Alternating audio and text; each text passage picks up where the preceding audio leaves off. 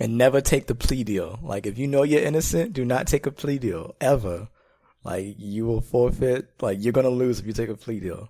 Like, yo, fight that shit to your dying breath. It's much better than going to jail for some odd years for a crime you didn't do, yo.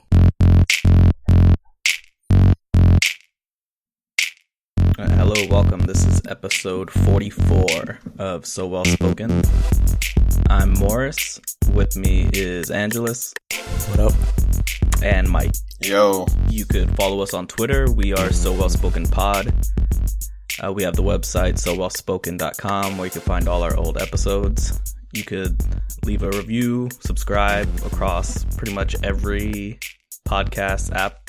Oh, okay, so last episode, me and Angelus did our best to talk Mike out of wasting his money.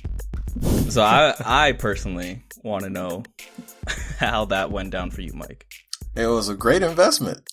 No lie. Okay, let's start with one of them. Let's take this one at a time. So you bought Mass Effect Andromeda.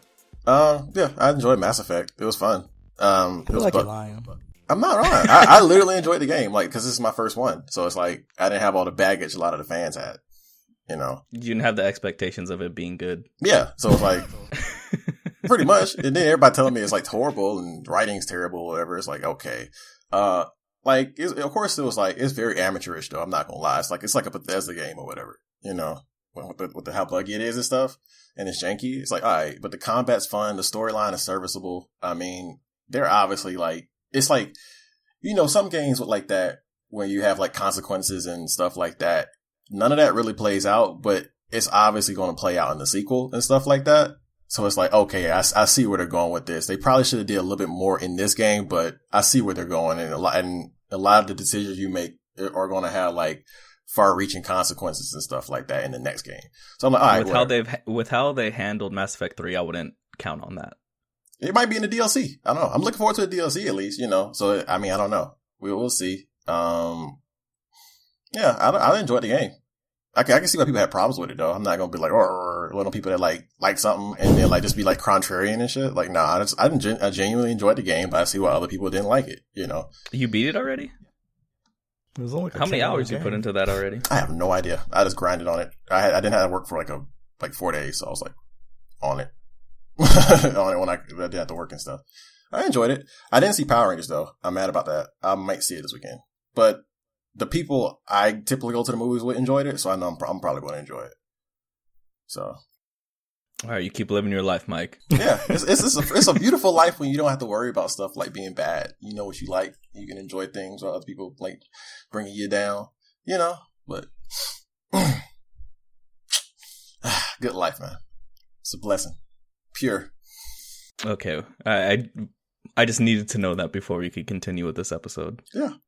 All right, so the bulk of this episode is gonna be about gentrification. I have some other topics we could get into if we don't fill the entire time, but I feel like it's gonna be a good portion of this episode at least.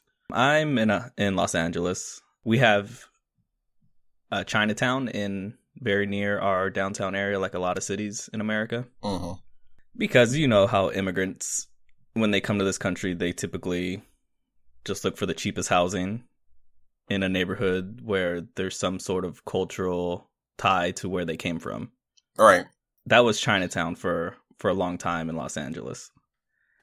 But that's slowly not becoming the case. I wanted to talk to you guys about it because I only know what it's like in Los Angeles. So I wanted to see if you guys had any stories or input from where you're from. Because Mike, you're out in Atlanta, and then Angelus is in Orlando, right? Yep. So I know that it's going to be a little different. It may not be given the fact that it's just like different places and different immigrant communities. But like I was saying, I'm in LA. My wife is Chinese, and her parents immigrated to this country before she was born. So I still go to Chinatown like more regularly than most people. But over the past like 2 decades or so, you have seen Chinatown kind of not become Chinatown anymore. Because you used to be able to go to Chinatown like in the late 90s, early 2000s. And to some extent, it's a little like this. Like there's still like the facades on the buildings are designed to look like Chinese buildings, and there's like signage that's in Mandarin and Cantonese and stuff like that. And there's still business owners there who are Chinese descent. But the past like 10 years, there's been a lot of development in downtown. And like with gentrification anywhere, it's forcing out the immigrant community. So in LA, the first real big hit was there's one of the big reasons why you go to these kind of areas as an immigrant is because of job opportunity. And that's been shrinking in downtown LA. It's not, downtown LA is a weird place. It's not really, no one really lives there. Like, you just visit. And that's starting to change. Like, a lot more condos are going up in downtown. There's more, I think more people like work there. Like, there's more office space than living space by a good amount. And so now that's starting to flip. And so wealthy people are moving to downtown.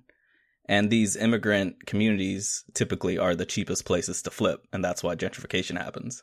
And since the majority of immigrants in these immigrant communities are renters and don't own property, when new condos or just new businesses get put in and the rent goes up, they typically just leave. They're not fighting to stay there anymore.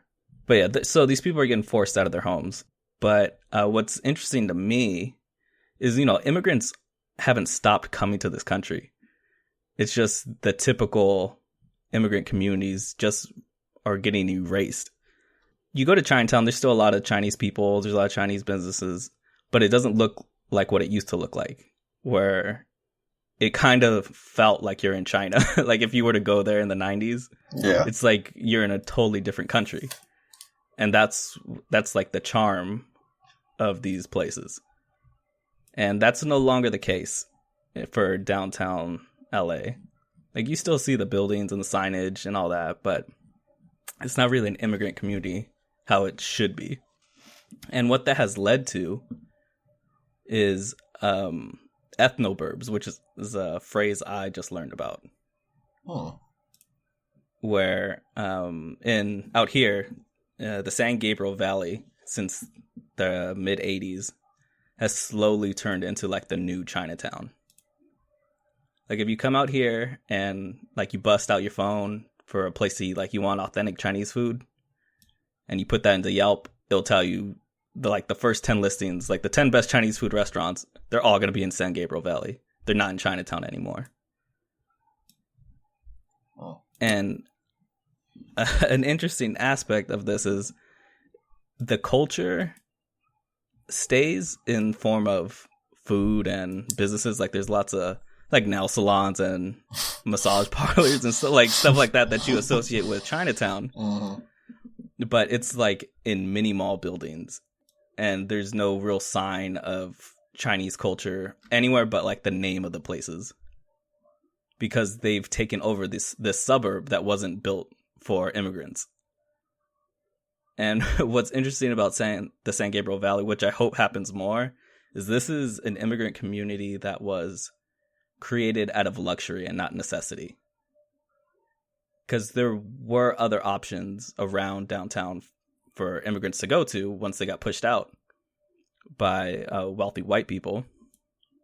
But for some reason, they chose the San Gabriel Valley. And what the big turn was, there's a market, I'm not sure if you guys are familiar with it, called 99 Ranch. I've kind of heard of it. Yeah, it's a Chinese market. So that market came to San Gabriel Valley in the 80s and essentially made it possible for Chinese restaurants to also open up, because now they had access to the ingredients for traditional Chinese food. The opening of that market essentially was the turning point for the San Gabriel Valley to become this new Chinatown, where they took over a suburb. And if you were to like fly over the San Gabriel Valley, it would look like any other suburb in Southern California. But you go on the street and you walk by some of the businesses, and you're going to see signs that aren't in English. You're going to see menus that serve only traditional Chinese food. It's like an interesting case study on what happens when people start making money in America. Like, if a Chinese person comes to Los Angeles, they might go to Chinatown to take some pictures, but they're going to be hanging out in San Gabriel Valley because that's where all the food they're accustomed to is. I can remember a time when that wasn't the case. Like, some of the cities that in the San Gabriel Valley were like newish even when I was young, and now they're like these full-fledged immigrant communities that just so happen to be in the suburbs. I know that Georgia has like a big Korean population. I guess. Never been to Duluth, man? Like, nah. Oh, dude, go to Duluth. Like, literally, as soon as you hit the Duluth like city line, everything turns into Korean. Like, I've been there multiple times, and like, yo, like, it's actually pretty lit. Like, because I remember the first time I went with my friends. Like, we drove up there, and it was like 3 of us, and like I slept the whole way, right? And then as soon as we hit that city limit, I woke up and I looked outside and I was like, what the hell? I was like literally confused as to where I was at, yo. I was like, what the fuck's going on? Everything is in Korean. And my friend's like, oh yeah, this is Duluth. She's like, this is where basically this is where I live. Cause like she's half Chinese, half Korean. And I was just like, oh, okay, lit. So like literally everywhere we went, everything was in Korean. At first I was like culture shock, even though despite the fact that I've actually lived in Korea. But like I was sitting there confused for a second. I was like, yo, this is like blowing my mind. Like I didn't know it was like this deep. Cause like in Orlando, you've got like Spanish suburbs and things like that, and like little Spanish like enclaves, for like lack of a better word. But like even then, they had things both in Spanish and English. But here it was like, yo, there's no English here. Like if you wanted to get around, you need to know Korean. But like after like a couple seconds, like I like mad used to it. And so like all the stores, they had like all the typical Korean type stores. Even like their big chain grocery mart was in Korean. It's called H Mart, which is like the most dope store I've ever been in my life.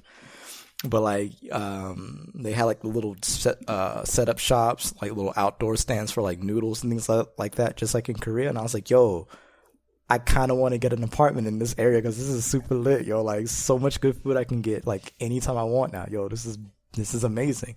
Like they even had Korean banks where they dealt with the won and dollars. I was like, yo, I can't even get mad at this. This is amazing. And like apparently like each year they get bigger. Like basically people aren't trying to move in, like non-Koreans are not trying to move in and push them out, but they're basically expanding and pushing other people out. I'm like, I really can't get mad at that either because most of the people they push out are white. But yeah, like Duluth is pretty big. There's also a a Chinese enclave in Georgia. I don't know exactly where it's at within the Duluth area because we went to a Chinese church, which was super lit too. I was like the only black person there, but it didn't really matter. Kinda. There was another black guy there. I saw him. He saw me, and he's just like, we just did the nod. And it's just like, word, word, we're here. We in your churches. But no, yeah, like I said, here in Orlando, like it's not really the same. Like there are like whole sections that are owned by basically the Spanish community, but at the same time, like it's basically where old white people go to retire. And so like you basically know when you're driving when you're in the old white people retiring part and when you're in the youth college area and then when you're in the Spanish area. And it's like, it's noticeably different. Like the stores change, the language obviously changes, but like, for lack of a better, like the general feel of the area just like completely changes. And like, I'm personally a big fan of like these small enclaves because it's like, you get a dose of other people's culture. And like, I think it's really important to have that because like a lot of people don't ever travel. And so like, they get really ignorant in their views because all they know is like their fellow, for lack of a better word, white people. But like, having these small enclaves everywhere, it allows you to see people in the element and not as like TV characters, whatever that word is. I always say it wrong. And like, racist stereotypes, you actually get to see them living their day-to-day life. Like you get to see like how they build their communities, how they interact with one another. And like, and number two, you get authentic food, not that American nonsense. Like, oh yeah, Taco Bell, dog. Like, no, Taco Bell's not even freaking Spanish, dog. Like, it's not. So like, you get authentic food and all that kind of stuff. And so like, I personally don't see anything wrong with them because at the very end of the day, people are going to congregate to what they're comfortable with. And for a lot of people, especially for people like immigrants, it's going to be their own people. You know what I mean? And as more, it's like, as you said, like, yo, like, they're going to go to places where housing is cheap, something that they can actually afford. And it sucks because, like, they built these beautiful enclaves with their people, and then, you know, more wealthy people come in and they start buying up the land, and it forces them out, and it's like, where do they go? And so they have to find another place, set up shop, and do it all over again. And I don't know, I really don't like it. And white people, man, they said a long time ago, when the downtowns of major cities, it wasn't cool to live there for a long time. The air quality was shitty. It was loud. It was violent a lot of the times. But then hit that white flight, they was gone. Bye. Now they're like, oh, yo, the city is lit. Like, yo, I want to move to the city, close to everything. And let's just kick out the brown people. And it's like, oh, okay, now y'all come back. Bet. And I'm glad that this turn happened after, like, the Fair Housing Act and shit like that, because this allowed the immigrants and minorities in general, who typically in this situation would just be fucked and have to live in, like, a different poor neighborhood around downtown, like where Duluth and the San Gabriel Valley in Los Angeles, people are like, all right, well, you want to take that spot? Well, we'll buy this spot. Like, we have money now. Like, you can't just push us off to the side and expect us to just, you know, scatter. Like, no, we're going to just find a new spot to congregate where we could have the food we like and appreciate the art we like and celebrate our heritage. If we were still as disenfranchised as we were like 60 years ago, I don't know how these neighborhoods would come about. They probably wouldn't. Yeah, I don't think they would at all. And that's another interesting aspect of Los Angeles, is it kind of, like, Los Angeles as a whole is very gentrified at this point, pretty much. But there's so many Hispanic people. Like, we're the majority in Los Angeles now. So it's like, where are you going to push me to? Where are we going? Where do you, like, no matter where you go, I'm going to be there with a ton of other people, and there's going to be, like, a taco truck, and there's going to be a quince, and, like, you can't stop it. It's too late. It's too far gone. Right. Yo, Jordan Peele should make a movie about that. Just like white folks, they get, like, really, really scared, so they move, and then, like, their new neighbors pushing a lawnmower, and he's Spanish. Like, oh my God, what do we do? So we're lucky in that way, in that there's just so many of us that there's not much you could do anymore. Other places aren't so lucky, unfortunately. Yeah.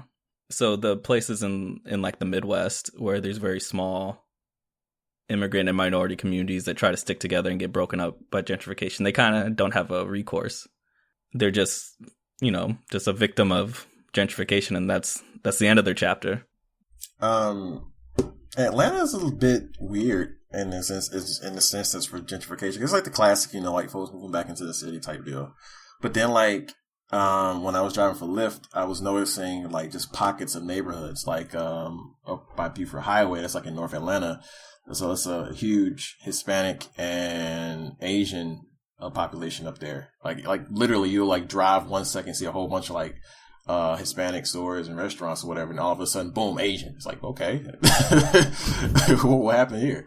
A little bit closer to me by Stone Mountain, and Stone Mountain is like a complete Caribbean population. It's just a whole bunch of restaurants, clubs, or whatever.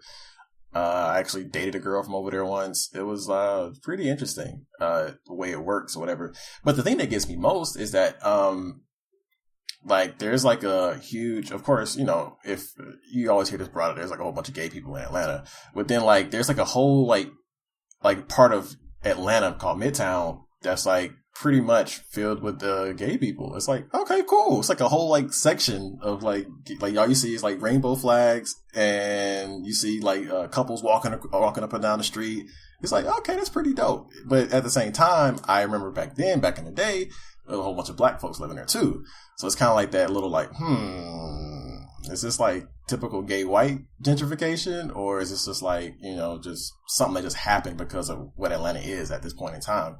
You know, it's really interesting. I know the neighborhood I grew up in, the other neighborhood I used to grow up in, is like almost completely gentrified because like it's a whole bunch of like white people just moved in. It was like the neighborhood's not as rough as it used to be, but it doesn't feel the same. You know what I mean? It doesn't feel as close as it used to be. Like the few old people that live there now is like my grandma and a couple of her friends or whatever, and a couple family friends or whatever that went to the same school with my mom and my aunts and stuff like that. But other than that, it's completely different. All you see is white people walking up and down the street with dogs and crap. Seems like every white couple has a dog. The park is always packed with people doing something. I mean, it's like the park was popular back in the day, but it was never just filled with people like that. And it's just really jarring and interesting or whatever, but it's definitely a lot harder to live in that area because housing is so expensive in that area now. So I can't see any black folks moving in that neighborhood unless they're as soon as somebody moves out, they catch a deal with one of the houses or something. I don't know. It's really hard. Like I've had my grandma's had 3 different white neighbors in a course of maybe 5 years, and it's kind of weird. But I don't know.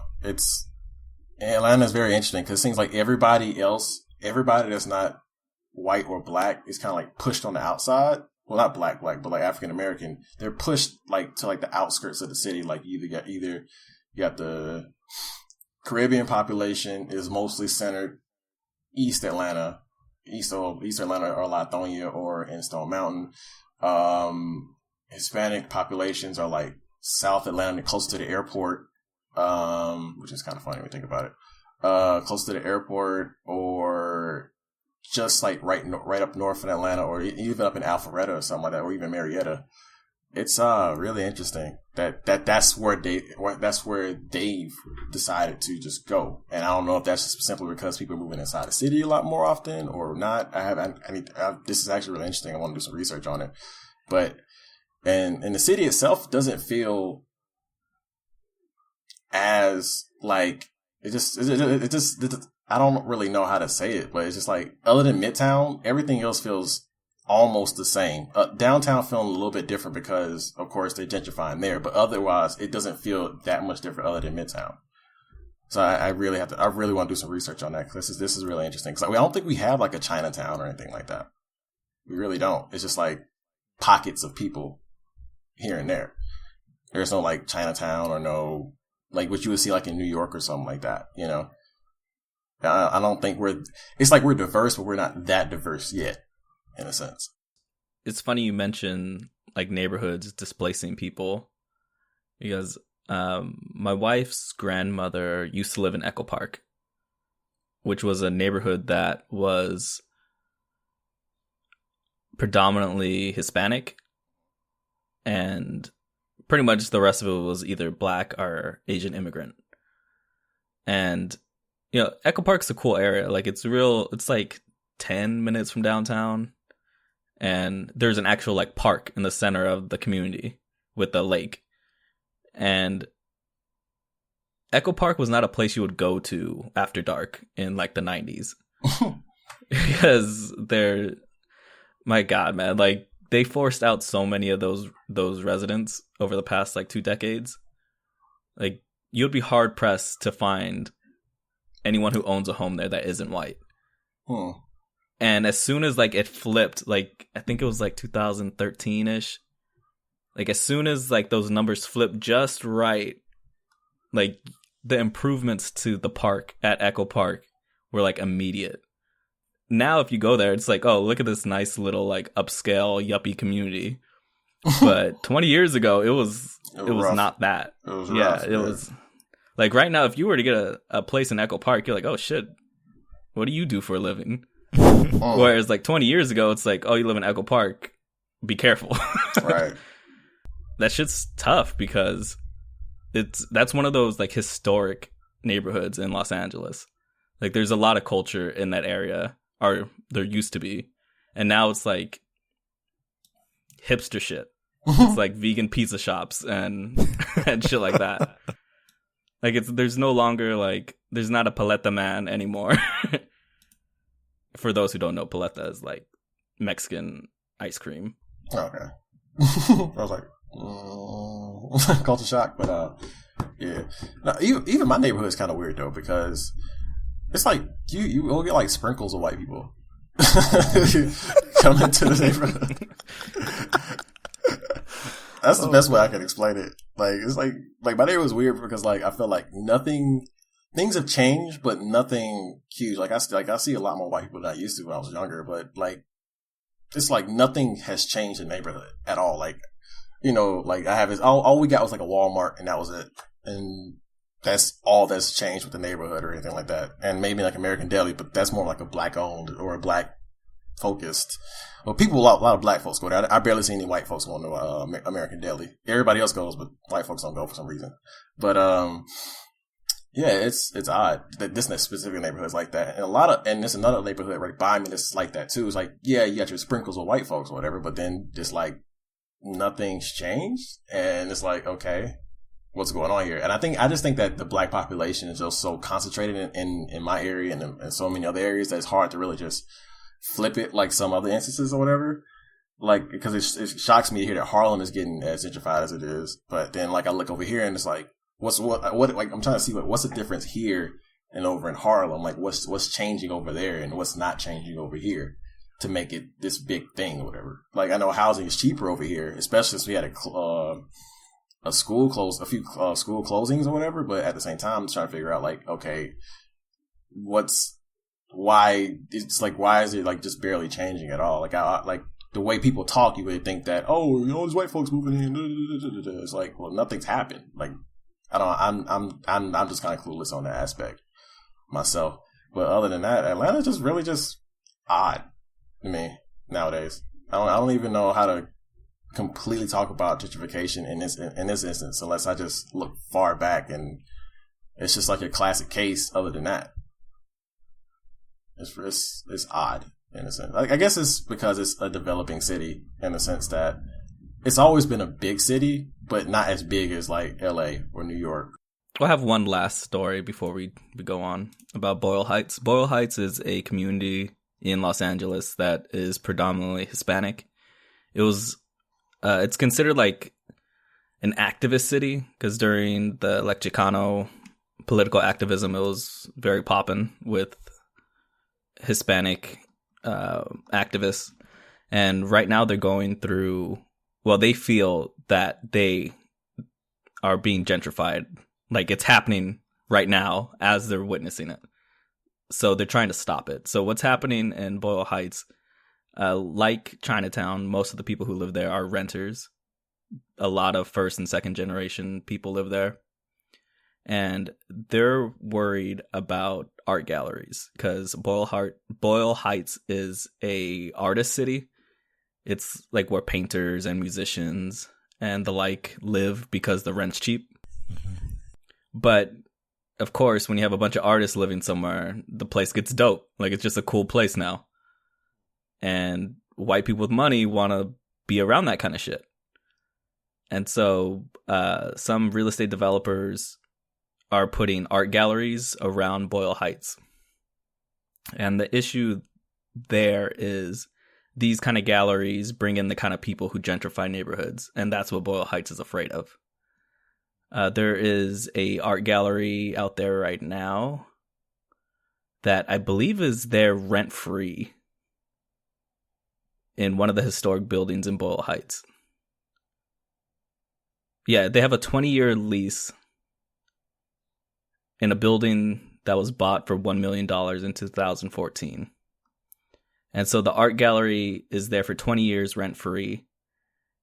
And basically the strategy here is the gallery is going to raise up the price of that building, and then that developer is going to flip that building for a profit. And that's probably going to happen a couple times over that 20 years, and then it's going to be turned into condos. And so there's already a couple other galleries popping up in Boyle Heights that the residents are protesting to be removed. But these people are essentially just trying to stop gentrification before like those seeds are planted. Right. And it's Boyle Heights, they don't need outside art. And it's gotten kind of confrontational because I think one of the galleries was vandalized. Like one of the gates or one of their windows, someone spray painted "fuck white art." Oh Jesus! I think that was in Boyle Heights. That escalated so quickly.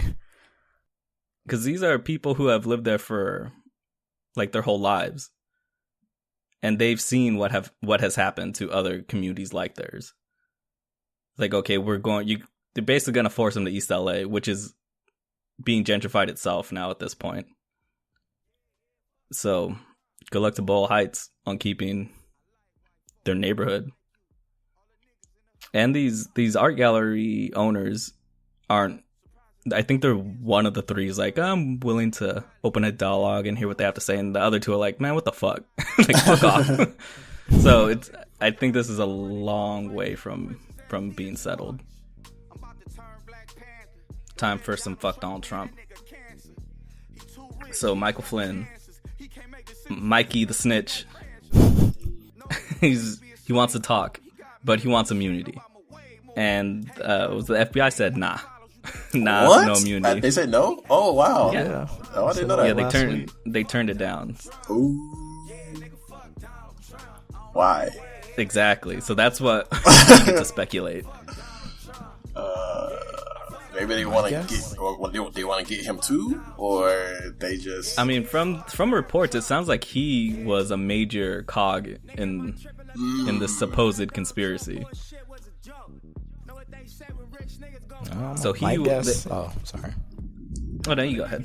I was just gonna say that my guess is like probably they already know all that he could provide them. So it's like, right? Why give you immunity for something that we already know, fam? Like, right. Nah, nothing. Like you offer us nothing that we can use that we don't already know about this whole situation. We need more, and he's like, I don't have more. So it's like, okay, well, no immunity for you, my guy. But I think the whole thing is funny because, you know, like Michael Flynn was like always on TV and stuff like that, like shitting on Hillary Clinton, talking about if I did a tenth of what she did, I'd be in jail. Like, my guy, you might be heading there soon. That, and like he also made the statement like, if you ask for immunity, that means you did a crime, and it's just like, well, oh yeah, you're just holding yourself right there, my guy, like, because you definitely asked for immunity real quick. A lot of these guys are like straight hypocrites, man. Like they'll say one thing and then boom, next, not even a year later, bam, this happens. So it's like, come on, guy. That's because their original statement is bullshit. Yeah. It's like, oh, if you ask for a lawyer, you're obviously guilty of something. Like, no, the system's not designed to give you the benefit of the doubt. Like, this is just a PSA for all our listeners. Never talk to the police. I was drilled that into my head when I was a little kid. Like, always ask for your lawyer. I'm like, all right. If you're ever in a room with police, ask for your lawyer. Don't talk. Don't say anything. Yeah. You cannot talk your way out of charges. You can only talk your way into them. Yep. Uh-huh. No, don't even answer yes when they ask you when they recite your name. Just be like, just stay quiet. Just ask for your lawyer. You up on that shit too. Because there's a completely different set of rules once you ask for your lawyer. Yeah. And never take the plea deal. Like, if you know you're innocent, do not take a plea deal ever. Like, you will forfeit. Like, you're gonna lose if you take a plea deal. Like, you'll fight that shit to your dying breath. It's much better than going to jail for some odd years for a crime you didn't do, yo. So that gives me a little perspective on the Mike Flynn thing. Because in his position, I was like, if I'm talking to FBI, you gotta make sure I'm good. Like, I don't want to slip up and say, like, I didn't pay my taxes, like, in 2012 and end up in jail for 5 years on some bullshit. Like, I'm gonna need some safety. So I get why anyone would want immunity before they talk to that fucking FBI. Yeah, it's just the principle of the fact. It's just a matter of fact that he even asks for immunity. Speaks volumes of what's happening with this whole situation. You know, like, you got Republicans and stuff like that. Like, oh, yo, this is just, you know, fake news. Like, there's something going on. Like, every day you like check CNN or Wall Street Journal or New York Times. There's always something new happening with Trump and co. and Russia. Like, yo, there's too much smoke for there not to be a damn fire somewhere in that fucking house. Like, well, we got all the smoke. Somebody's roasting right now. Like, there's a section of this house that is like ablaze, and like, at this point, it's just a matter of time. And like, I'm just hoping that if something bad major does go down, like all the shit he passed, tried to pass, wants to pass, wrote, thought about, fucking murmured and fucking in private with his friends, all that shit gets washed away. Like, nope, just erase this whole man's quote unquote legacy, dog. Like, he just put a fucking X over 45 right there, you know, and just like redo this whole shit. The next president is the number 45th president. Just pretend that Trump never happened. That's so petty. I love it. Like, nah. Just put like an egg. Like when you walk into the White House, there's like a photo of every president ever. Just put an egg for number 45 and then put the next person. The Twitter egg? Yeah, put the Twitter egg and just go boom. Like, what happened here? Like, nah. Nothing. We don't talk about that. we tried the president list. We tried the president list thing, but it didn't work out. So we realized that we needed one. My favorite theory of how this is going to go down is that Donald Trump just got caught up in to me it sounds like the most likely scenario is that Trump just got caught up and didn't know he was committing treason until it was too late. And that these people around him knew what they were doing and were manipulating him. And he didn't commit treason until he knew about the Russian connections. And at this point, there's no way he could refute it. If there's something he does know and he's not sharing, that is the moment he committed treason himself. So I would love for him to be like completely innocent, but was so prideful he committed treason. That would be my favorite outcome of this whole mess. It sounds likely, too. It sounds like something that just actually happened. Like, he just like, what? Okay, whatever. And then just stuff happened, and then he just gets caught up in it. Yeah, that sounds pretty likely. He has like a 60-minute interview, and he's just like, it's just business, folks. It's just good business. They told me about some condos and like townhouses and skyscrapers, and I was like, yeah, sure. Why not? I'm Donald Trump. I put my name on everything. And as he keeps going in the 60 minutes interview, he just starts snitching on himself. Like, he doesn't realize it. He's just like, yeah, so I met with Putin a couple times, and he said he'll help me with the election. And I want that to happen really bad. I want him to be embarrassed, though. But I think he's too delusional to be. No, I want him to be so embarrassed that, like, even his delusions can't shelter him. And he's just like, holy shit, yo, I might have fucked up real bad here. Like, I want it to be so bad for this man. Like, I wanted to hurt him so bad that he probably goes broke. Like, that would be lit, too. Like, if he just lost all his money, he had to apply for unemployment and shit, and, like, he lived in, like, in a one house, like, condo, a studio for the rest of his life, that'd be lit, too. Like, I just want ruin for this man. Like, absolute ruin. What's the consequences for committing treason? It depends. If you're white, maybe jail time, but maybe not. It really depends. Nixon didn't go to jail, so who knows? I mean, even Nixon in retrospect, is like isn't as bad. That's what I was gonna say. This feels way worse than what Nixon did. I mean, yeah, but I mean that's true. But like, even Nixon avoided jail time, so like, I imagine like they'll probably, sadly, not put him in jail, but like just strip him of the presidency, you know, and be like, let that be a lesson to everybody else. Like, I don't think they're gonna actually put him in jail. I don't know why. I mean, I think it's gonna be damaging enough to really just make him fall off the face of the earth, pretty much. Like, yeah, I have no faith in our justice system, to be honest. Like, absolutely none. Also, it's kind of embarrassing for a country to have its former president in prison. I mean, yeah, basically. But Obama, though, boy, Republicans are trying to get anything in this man. They made shit up, like, yo. Oh man, if the tables were turned, Obama would have been in jail. Ago. Malia would be in jail with his ass. Like, no evidence needed. Just like, yo, we heard you talk to Putin. You're going to jail, fam. Yeah. They put his fucking dog in jail. Damn, bro. Put the whole family in jail, yo. Put the damn janitor, the White House janitor, too. Like, oh, he knew. Yep. All of them. We put the 2016 Cavaliers in jail just because they visited him. Yeah, you know the Republicans would have gotten to the bottom of this already. Yeah. Oh, they would have had like 600 damn investigations into this. Yeah. Like they did 60 for Hillary and fucking Benghazi. For this, man, we would have been broke. They would have spent trillions on this shit, yo.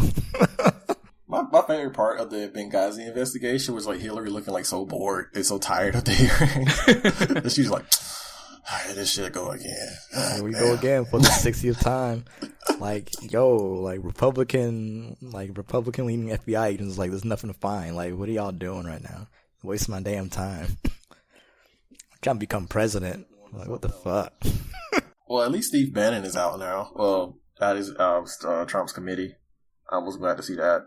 I mean, I don't know if he still has any swaying power within that, but he's just out of the national security. Yeah, he still has the highest level clearance. Yeah. I mean, in one aspect, he's out. You know what I mean? Like, yeah, it's a work in progress. You know? Literally one of the worst presidents we've ever had in modern. Well, the worst. One of the worst we had in modern times. I still say Reagan's the worst, but not Jackson. That's modern times, man. Oh, modern. Okay, yeah, okay.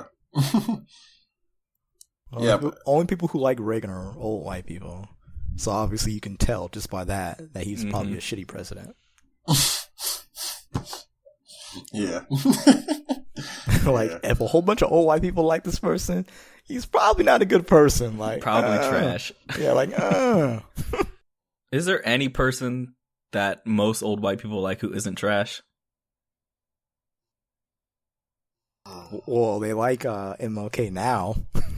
Oh, they don't like the real MLK though. Yeah, but when MLK was alive and they were young, they hated that man. Like, oh my God, you're ruining race relations. Like, as that man became more defiant and more vocal, hated that man more and more until he was killed. But now they whitewashed the fuck out of MLK. Like, oh, he was doing so well for us for race relations. Like, shut your mouth.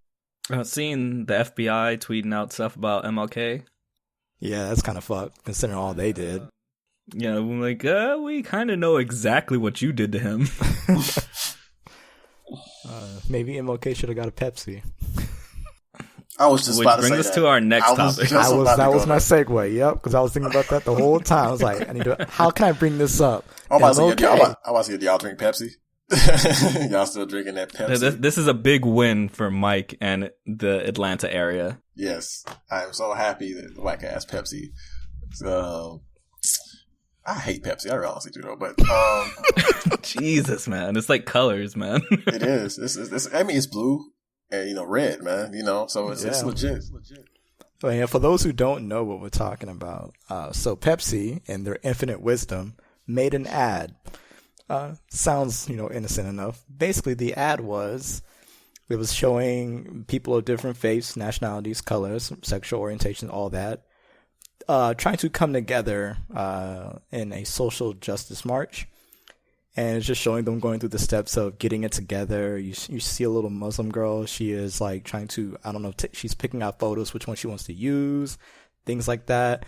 You got an Asian guy playing guitar. I don't really know what the guitar part was about, but whatever. And so the march is going on. And all these different people see the march happening, so they go out into the streets to join the march, fighting for civil justice and all that stuff. And at some point, Kendall Jenner, I don't even know what the fuck she does. I think she's a model. I don't know. Like, she's doing a photo shoot, and she sees the social justice movement going on. And she's just like, I guess she's thinking, I gotta do something too. So she stops her posing, takes off her blonde wig, wipes off her makeup, and joins the march. And at the end of it, she has a Pepsi, walks through the crowd, walks up to the police officer, gives them one, and then everybody cheers. And then cue Pepsi logo. What the fuck?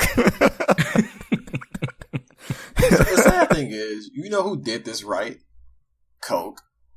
With the world by the world of Coke ads or whatever from back in the day or whatever. Mm-hmm. Exactly. Yeah, perfect example of how to do that. But then Pepsi just completely disrespected any kind of movement. They disrespected the movement and people against the movement at the same time. Yeah, here, have Pepsi. Like, come on, dog, really? Apparently we've been doing it all wrong. All we needed to do was give the police officers a fucking Pepsi, and then everything will be okay. So next time you're pulled over, just give them a Pepsi. You got it. Like, yo, officer, I know what you need, fam. Reach for your Pepsi. You probably get shot like 20 times, but if you don't, give them the Pepsi.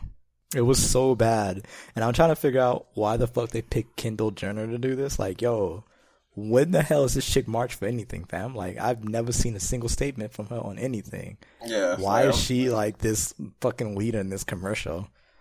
Yeah, there's so many bad aspects to this. There really ad. was. I was just like, Jesus Christ. Yo, the black dude giving her dap for giving on the Pepsi or whatever just killed me. I'm like, bro, why are you giving this commercial, dog? I was look at this Van Jones nigga. When Kendall walked out, she gave her wig to the black woman or whatever. It's like, yeah, this is so much wrong with it. And then, like, the worst part is like, I'm not sure if you guys know who Aisha Evans is, but she is the girl who stood up to the police officers in that one photo. Uh-huh. Oh, yeah. Dress was, like, blowing in the wind. They stole, like, that entire imagery for the Kindle shot. I'm just like, yo, no, Pepsi. What are you doing? And then so Bernice King, MLK's daughter, made a tweet. And she's like, if only my father knew the power of Pepsi, right? It was a photo of her father being arrested. Pepsi responded to her like, we're so sorry. We did not mean to disrespect Dr. King or his legacy.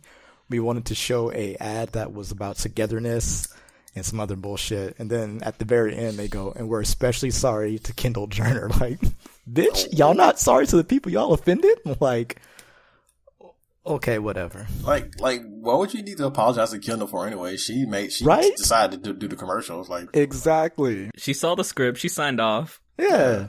If she was as fucking socially aware as she fucking says she is, she would have read that shit and be like, nah, fam. Right. Like, this is hot garbage. So don't apologize to her.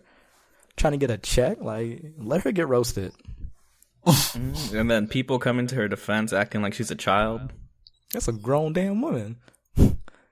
She fucking up. She can make her own decisions and shit. She made the decision. Like, and it's not like her mom signed that fucking contract. She did. Like, y'all need to chill. Girls will be girls, guys.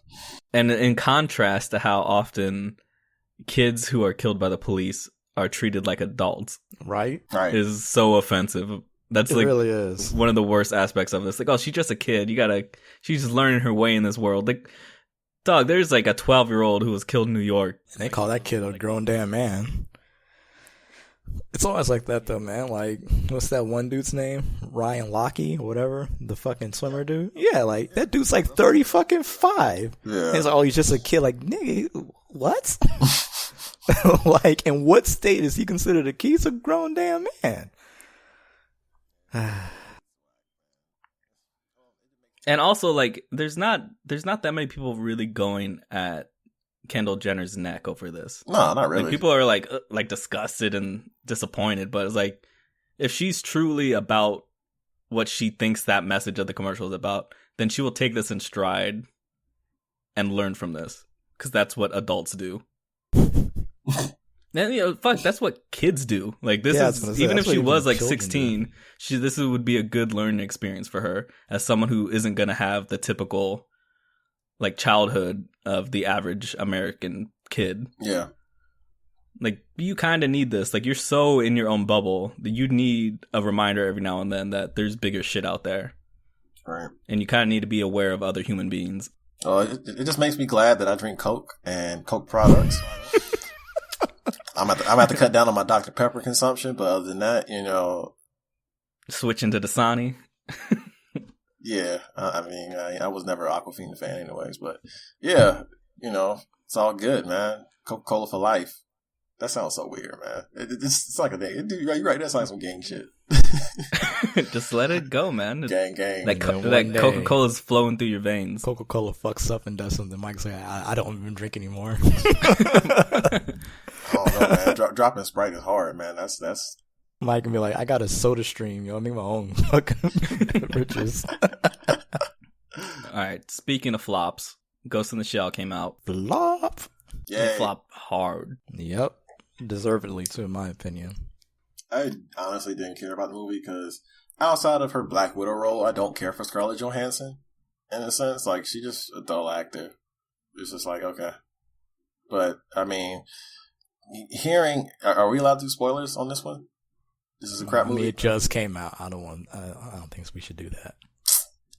Well, the justification for what they did to Major, it's basically like they were trying to cover up their own footsteps. and try to back trail on the fact that, you know, they have a white lead. And it's kind of just like, okay, sure. One of them instances where you're just like, yeah, okay. That would not have flown with black. If that was like a black character that did that too, they would have been roasted for like at least a good year. Deservedly so. The only reason why they even do that and they can get away with this is because Asian like the general Asian American voice is that much smaller than everybody else's. Like, yeah, like their justification was just complete trash. Like, oh god, it was just so bad. Like, I have not seen it. I'm not going to see it until it comes out for $4.99. Or I'm not seeing it at all. Period. I'm just not interested. I'm good. Keep that to yourself. From the time they announced it, like there was so much pushback against it, and this is back like in 2015 when they first announced it that she was going to be the lead. Yeah. Mm-hmm. And from that point, like people were like fighting back against it already. That should have been the first indicator to you as a studio, like, yo, maybe we shouldn't do this. But instead they were like, this is going to work. This is going to be amazing. They just got to see it, So they just kept going with it. People kept complaining. They put out the first trailer and people were like, yo, this is hot garbage, fam. And they were like, no, they just got to see it in theaters. And so they started putting out their stupid advertisements, which made no kind of sense at all anyway. Like, it didn't tell you anything about the movie.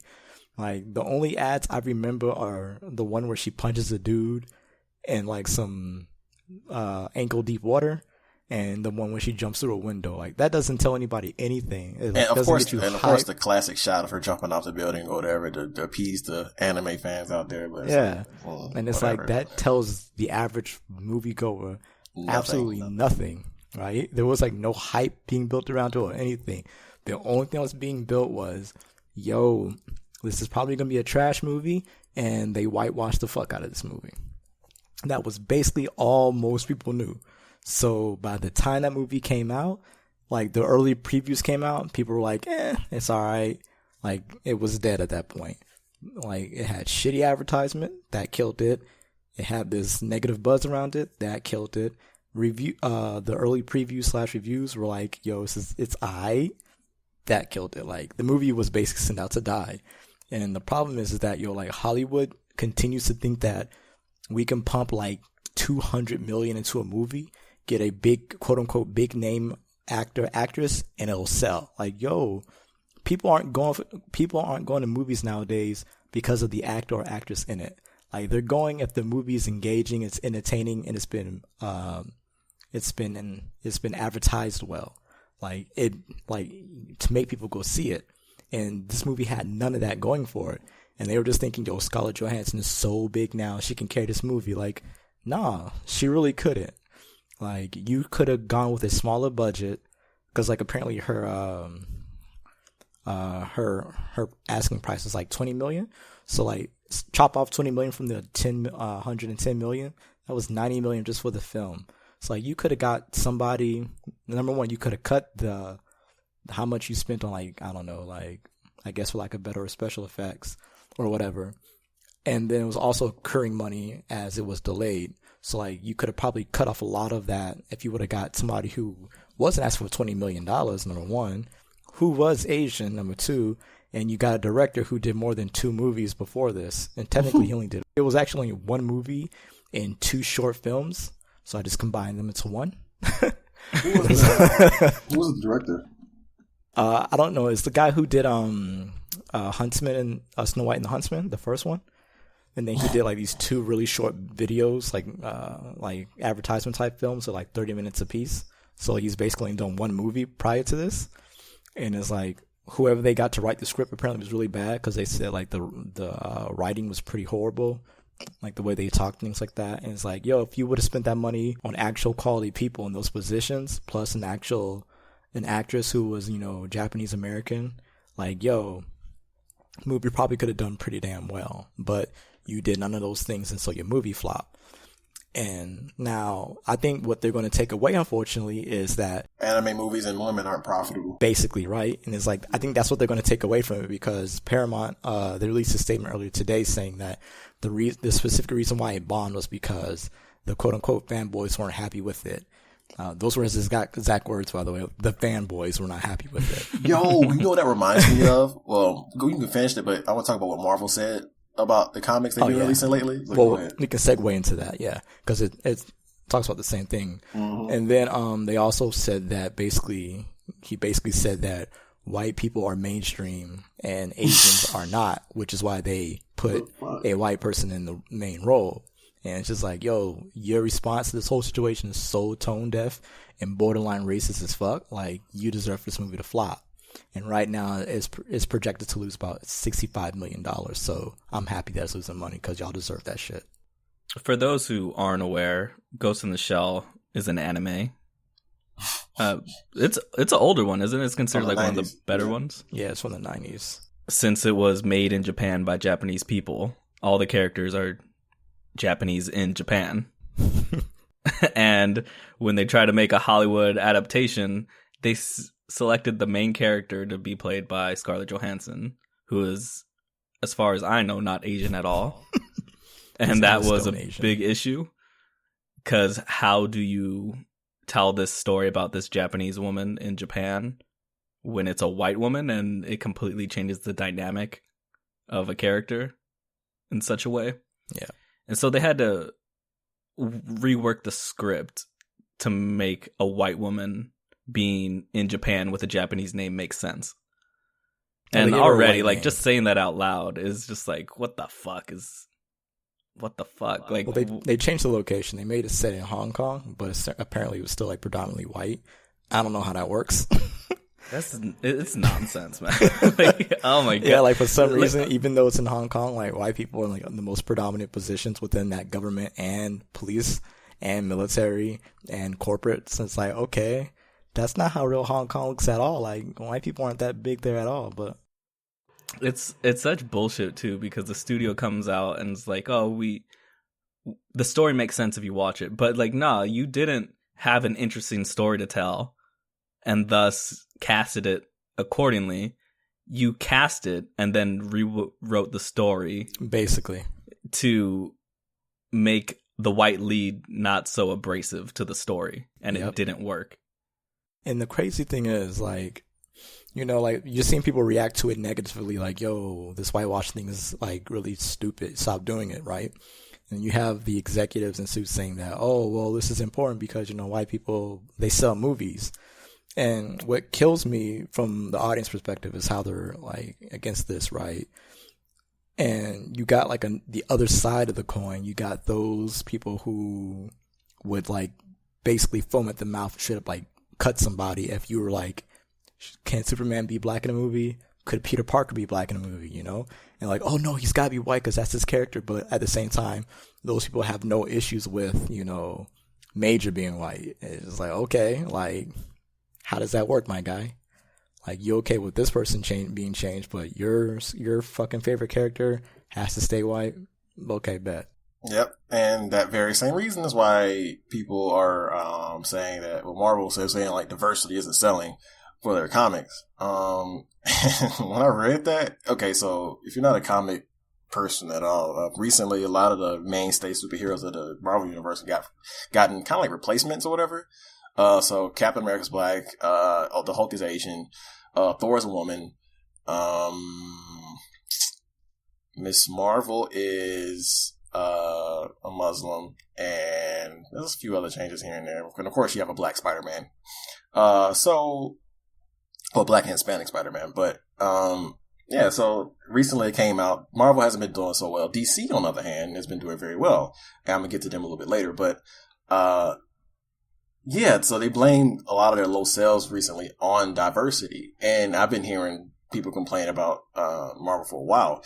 And to be honest, it's like, dude, that's not the reason why your comics aren't selling. They're just terrible. That's pretty much, like, they're really just not all across the board bad, but they have a lot of stuff going on, like, narrative wise, and too many events going on that fucks up the main comics, like, considerably.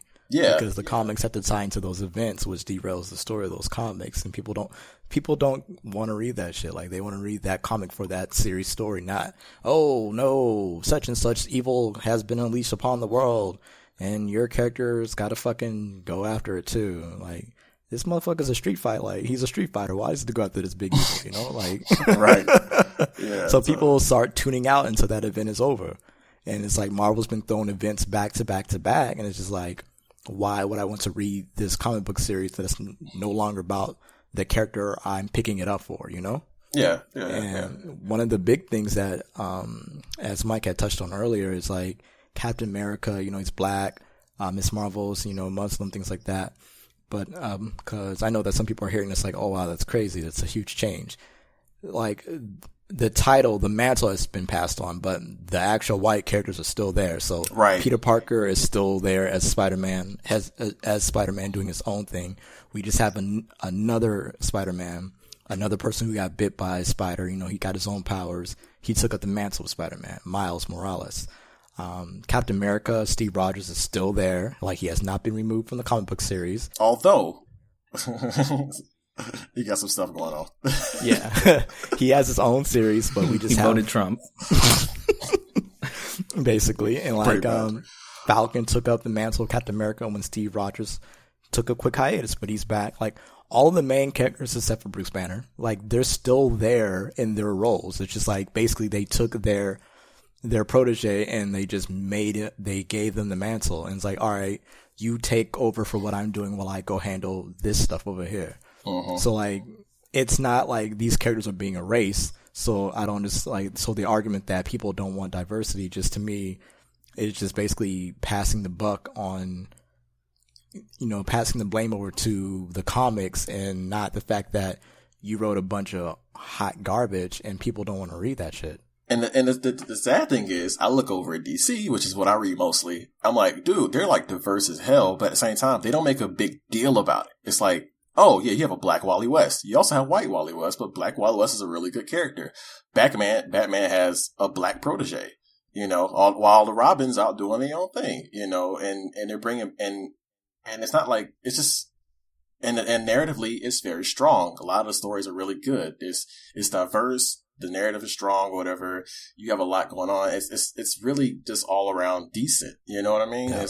It's like, okay, so why is Marvel blaming its diversity when they're the main ones trying to make a big deal out of their diversity? And when you do that, people tend to like push back automatically. You're not really just letting them get involved with said characters or whatever. Like, I bet there's a lot of people that hate the idea that Wally West was, which is Kid Flash, is black. But then at the same time, once you read about him and read him, it's like, okay, you know, he's not pushed on you or anything like that, because you still have white Wally West over here.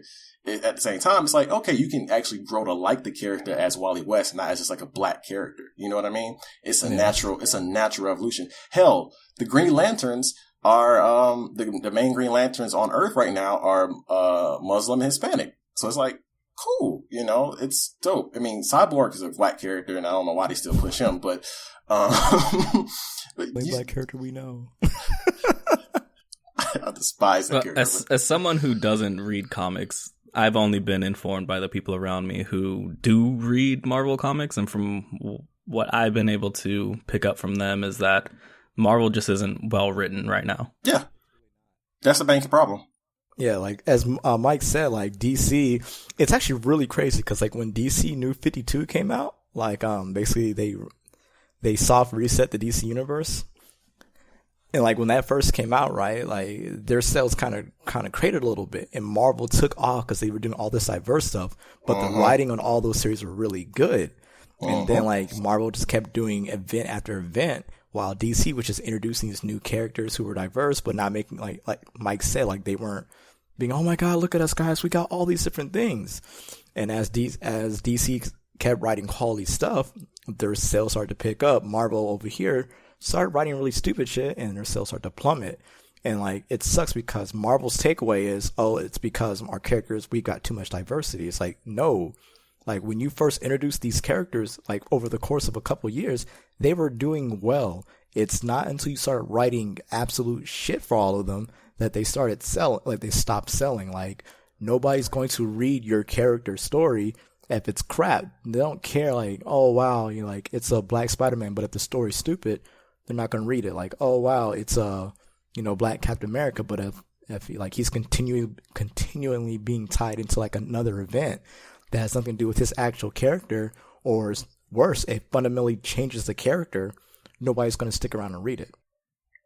Yeah, that's pretty much it. It's like they just kind of flip flopped. And the fun thing is, they both try to do this. They both try to do this whole big reboot thing, and it's just like, you know, and you're kind of messing with continuity and stuff like that, which comics don't really give a fuck about, to be honest. But it's when you do that, and when you try to introduce too many continuity changing big deals or whatever, that's an automatic push away. Like New 52 by itself was a big push away because they rebooting everything, and then they walked it back.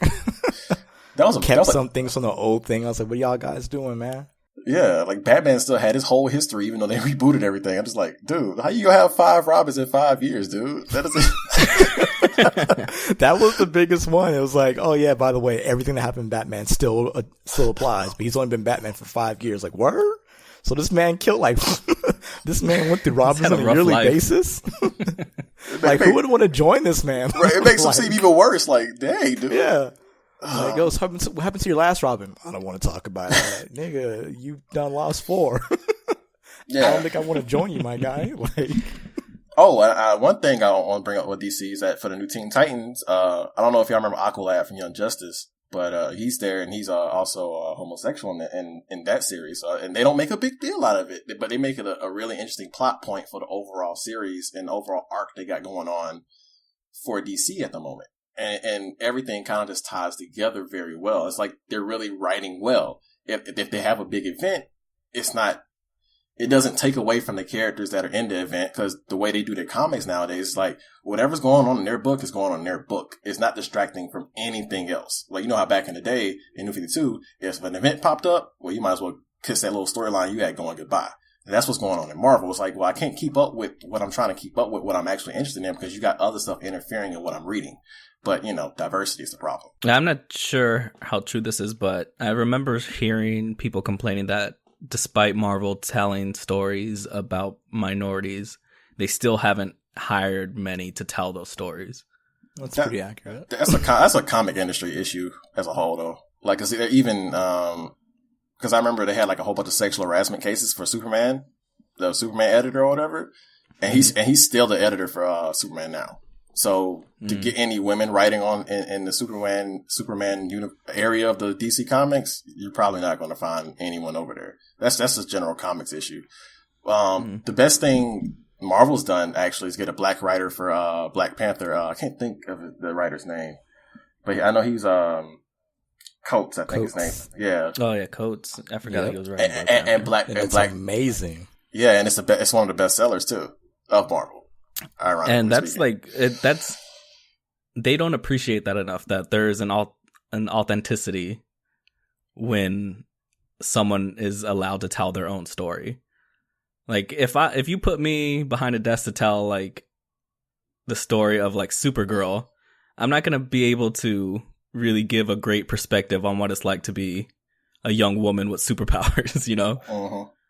Like that, maybe that's just not a job for me. And when you introduce these characters who are from different ethnic backgrounds, you put yourself in a position where you obligate yourself to tell these stories in a way that's true to life. And I think that's difficult to do when you don't have people with that same background as the character involved in any aspect of its creation. Yeah. And that's been a problem with films since the beginning of film. Is that they try, like, even when they try to tell like the story of a black man, or, you know, someone who isn't a white man and it's created by a white man, there's always something that's just not genuine about it, because that person doesn't have the full breadth of information that someone should when they're telling those kinds of stories. Yeah. And that goes back to Ghost in the Shell a little bit too. There was an article about androids in film, and have you guys seen Ex Machina? Yes, that was a dope film. I want to see it, but I never got to it. You should watch it. So I won't spoil it then for you, Mike, but essentially what they were saying is, even though we're telling stories about people who aren't white, you could see in these stories our racial prejudices of the writers and the creators of these movies. Like, for example, in Ghost in the Shell, the Japanese lead is gone. And it shows you how Hollywood values Japanese people. And there was an actress who they used for like a face mold of another android in the film. And the geishas. Yeah, the geishas. And they're like, they're throwaways. Like, they're destroyed throughout the movie. And it just, like, it unintentionally tells you what these people feel about these other people's worth. And I would get into the Ex Machina connection, but you haven't seen it yet, Mike. But in Ex Machina, it's intentional. It's deliberate what he does with. On that subject, Morris, there was actually this roundtable discussion with 2 Japanese American actresses, or could have been 3, who are living in Japan as actresses within their own, place. And they talk about Ghost in the Shell. I think there was one Japanese American male actor as well within it. And one of the things that they said that I thought was really poignant was they were watching I guess they watched the film and then they discussed it. And I remember the guy and the woman, they were like, yeah, so basically they visibly put the white people in the forefront of all the shots and the Asians behind them. And then like the background characters, they were like, they didn't really act Japanese at all. And it's like, and the person's like, what do you mean by that? He's like, their mannerisms appeared more to be what white people think Asians act like versus what a typical person living in Japan would act like in any given situation. And it's very obvious. And I think at that point, they also said that Hollywood does this a lot, which is so true, is that they basically have, like, for lack of a better word, a vat that they stick their hand in called the Asian culture vat, and they just pull stuff out without really thinking that, okay, Korean, Japanese, Vietnamese, Thai, these are all different cultures. Like, they've got some overlap, but you just can't use them interchangeably. And he was like, this is what Hollywood does a lot of, is like when they want to do something that's, Asian or whatever, they just like go for this overly American perspective view of Orientalism. And he's like, it's very noticeable within the movie. Like, you were trying to have these characters be Japanese, but just by watching them and how they're interacting with other people in the background, it's obvious that, this is a white person telling this Asian person how to act within this scene. And he's like, it's very obvious. And he's like, and it's like really insulting to us because, number one, you don't trust that actor or actress to, for lack of a better word, act themselves because they are Asian. Like, you don't need to tell them how to act Asian. They are Asian. Within that particular scene, they were Japanese, I think. And he's like, you don't need to tell them how to act Japanese. Like, they are Japanese. They live here. They breathe here. It's like, you're doing a disservice to your scene by telling them what you think an Asian acts like. And he's like, and I was listening to him talk about it. I'm like, that's a very good point. Cause we see that a lot in a lot of films, it's like, if you're American, a lot of people will know exactly what I'm talking about. Like when you see a film that's got like Hispanic or like black leads or even just like people in the background, they act like very, very stereotypical or more precisely what white people see when they see a black person or they see a Hispanic person and not actually how we act, like. Man, that's whack. Yeah, something like that. Speaking like that or saying slang in ways that we would never say slang. Like some dated slang. Yeah, like, oh man, dude, you're so lit, bro. Like, no, like most of us would probably never say it like that. And it's like, it's those small things that really make a film feel real and makes it feel like it's something worth watching versus, something that's like, wow, this is like trite and contrived as hell. Like, why would anybody want to see this? And I think that, like, unfortunately, Hollywood, they have this mentality stuck in their mind, like, if your person doesn't act like this in this scene, then it's probably not good enough, like you see this kind of commentary time and time again when you really think about it.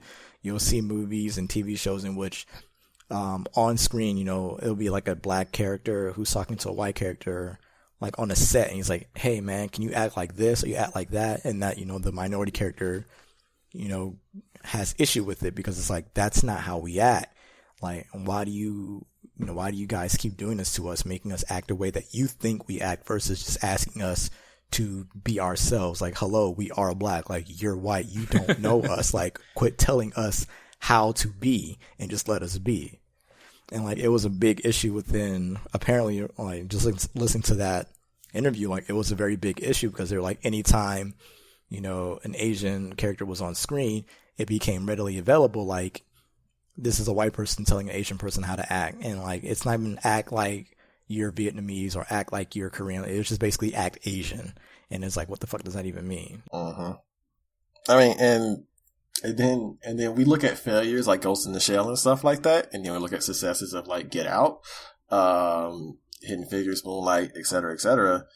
And you're just like, okay, well, why don't we see more, black-led movies and movies that have black writers or whatever, and they're still being successful. Like, and Hollywood still kind of fights against having black leads. And then we have stuff like Great Wall failing, Ghost in the Shell failing. What was the other movie? It was like about the Egyptian gods or whatever. Can't remember. Gods of Egypt. Yeah, that flopped.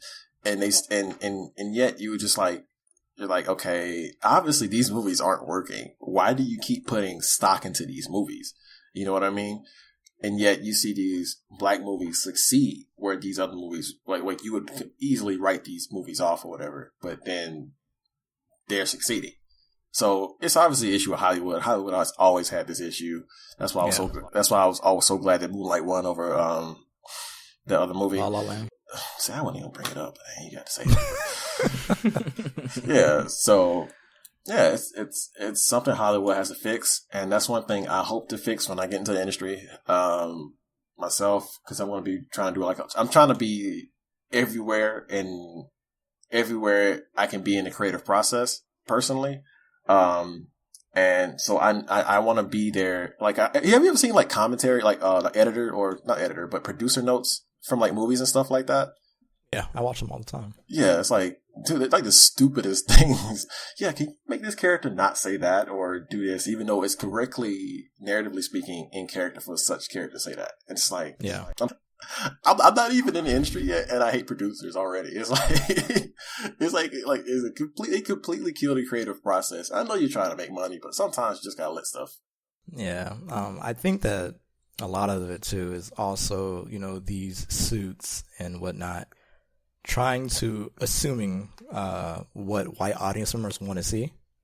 Like, they basically make the characters and all this stuff in a way that's quote unquote digestible for the white moviegoer.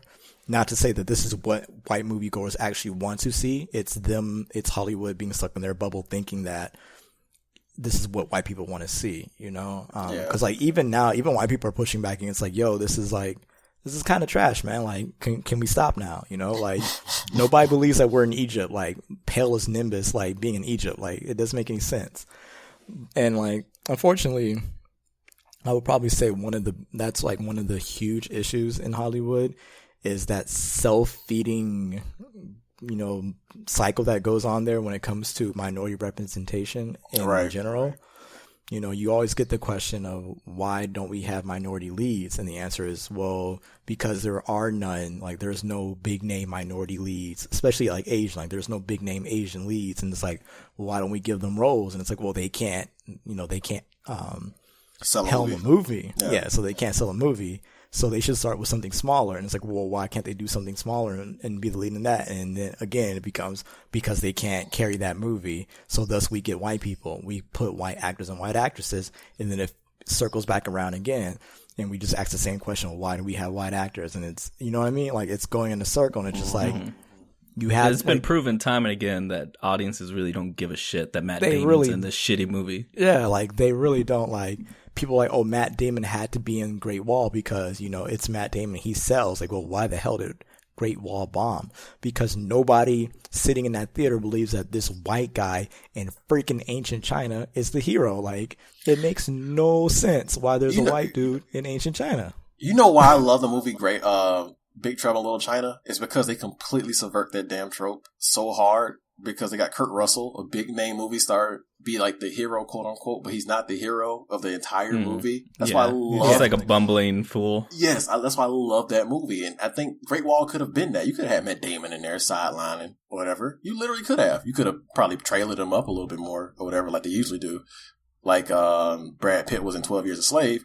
But you know, you could have had your Asian lead and still had Matt Damon on the side as a side character, as like some European trader or something like that, or some European warrior came over during the Silk Road or something. There's so many. The thing is that they're narratively like limiting themselves for no reason. You can have these actors in these movies or whatever and still have the Asian lead, the black lead, the Hispanic lead. You can still have these people in there.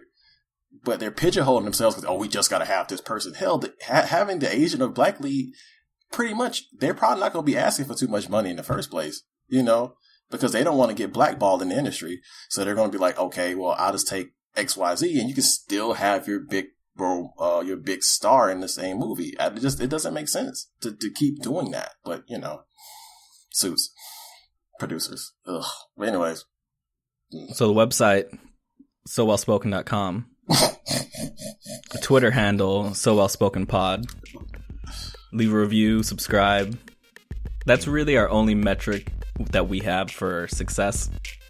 So we appreciate everyone who takes the time. Until Bevel gets back with us, by the way. Oh yeah, as soon as we get that Bevel money, we ain't gonna need you. Why would you say that? Let's just be honest. As soon as I get that first Bevel check, you'll never hear from me again. Dog, I'm buying some rims. Some bevel rims, fam. I'm rich, bitch. So yeah, take a second, go on iTunes, Google Play, Stitcher, wherever you listen to the podcast. Leave us a review, subscribe. And I think that's it for this episode. Yeah, see you guys next time. Peace.